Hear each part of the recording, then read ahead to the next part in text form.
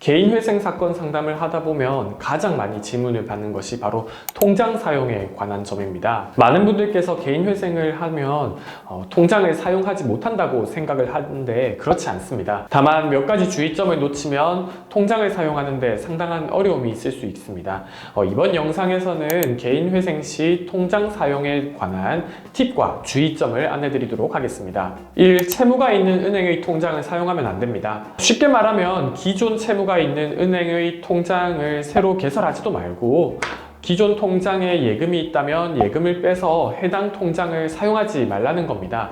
은행의 입장에서는 채무자의 채무가 계속해서 연체되거나 개인회생을 신청해서 대출금을 변제하지 않으려고 한다면 당연히 대출금을 우선적으로 회수하려고 할 것이고 채무자의 예금 계좌에 어떠한 조치를 취할 것입니다. 만약 H은행에 5천만 원의 대출이 있고 예금 계좌에 1천만 원이 있다고 가정을 해보겠습니다. 이 경우 채무자의 대출금 상환이 연체된다면 은행에서는 자체적으로 지급 정지를 걸어버립니다. 예금 계좌가 지급 정지가 되면 기존에 있던 1천만 원 뿐만이 아니라 다른 돈이 들어온다고 하더라도 인출을 할 수가 없습니다. 또한 은행에서는 법원으로부터 금지 명령을 송달받기 전에 입금된 돈에 대해서는 상계 처리를 할 수가 있기 때문에 채무자는 계좌에 있던 예금 1천만 원을 찾을 수가 없습니다. 한편 예금 계좌에 예금이 있다면 예금을 빼서 해당 통장을 사용하지 말라고 말씀을 드렸었는데요. 그렇다고 뺀 예금을 마음껏 써도 된다는 말은 아닙니다. 돈을 빼서 생활비 이상으로 사용하되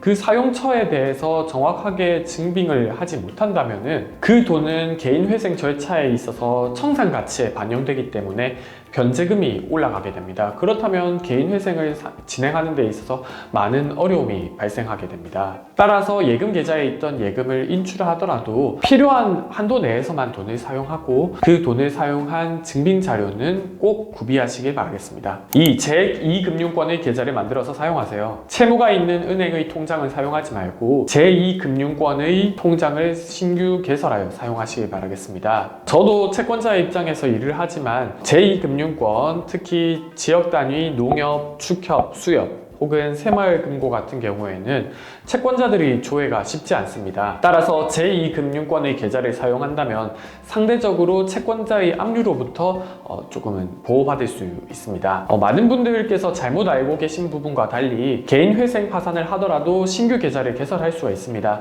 따라서 본인의 재직 증명서를 들고 제2금융권에 가셔서 신규 계좌를 이렇게 개설하시고 해당 계좌를 사용하시길 바라겠습니다. 3번 급여 입금 통장과 카드 매출 지정 통장을 바꾸시길 바라겠습니다. 통상 우리는 급여 통장이 있는 은행에서 대출을 받습니다. 따라서 대출금이 연체가 되면은 은행에서는 우선적으로 급여 통장을 지급 정지해버리거나 상계 처리를 할 수가 있기 때문에 그렇게 되는 경우 채무자의 생활이 너무나도 어려워집니다. 또한 급여 통장의 경우에는 제1금융권의 은행을 사용하기 때문에 다른 채권자들이 쉽게 조회를 할 수 있기 때문에 압류로부터 상대적으로 보호를 받기도 어렵습니다. 또한 개인 사업자의 경우에는 카드 매출이 상당 부분을 차지하고 있는데 본인의 카드 매출이 입금되는 통장의 은행과 대출을 받은 은행이 같고 그 대출금이 연체가 된다면 역시 은행에서는 카드 매출이 입금이 되는 통장을 지급 정지할 것입니다. 따라서 개인회생에 앞서 급여가 입금되는 계좌나 혹은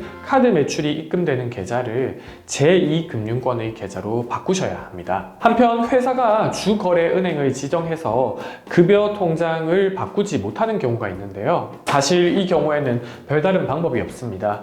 채무자께서는 개인회생 신청과 금지명령 신청을 빨리 하셔서 금지명령을 받고 은행이 상계 처리를 할 수 없도록 조치를 취하여야 됩니다. 4번 설정되어 있는 자동이체를 모두 다 해지하시길 바라겠습니다. 요새는 대출금 이자부터 관리비, 핸드폰비 모든 것을 자동이체로 해결하고 있는데요. 개인회생을 신청하기에 앞서서 모두 해지하는 것을 권고드립니다. 우선 개인회생을 신청한다고 해서 자동이체가 자동적으로 정지가 되거나 대출금 이자나 카드 대금 청구가 자동적으로 끝나는 것은 아닙니다. 개인회생 신청을 하는 목적이 개인회생 절차를 통해서 대출금이나 혹은 연체된 카드 대금을 일부만 변제하는 것인데 자동이체가 설정되어 있으면은 자기도 모르는 사이에 대출금이나 카드 대금을 계속해서 변제를 하는 것이기 때문에 개인 회생을 신청할 이유가 없게 되는 것이죠. 한편 핸드폰 요금이나 아파트 관리비, 보험금 등 생활의 필수적인 비용 같은 경우에는 자동이체를 풀고 무통장이나 지로로 납부하시는 것을 가장 추천을 드리고요. 만약에 너무 불편해서 자동이체를 꼭 사용해야 한다면 앞서 말씀드린 제2금융권의 계좌에 자동이체를 걸어 두시길 바라겠습니다. 오늘 영상도 경제적 어려움을 겪고 계신 많은 분들께 도움이 되었으면 합니다. 감사합니다.